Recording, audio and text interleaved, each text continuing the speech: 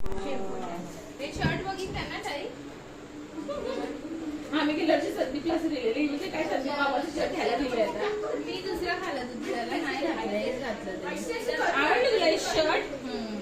थोडं झालं ना तिचा काढा आवाज करत आहे.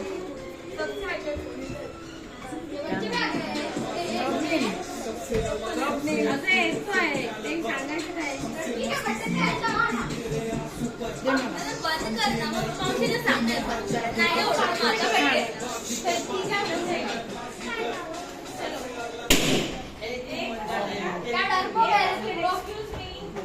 चला चला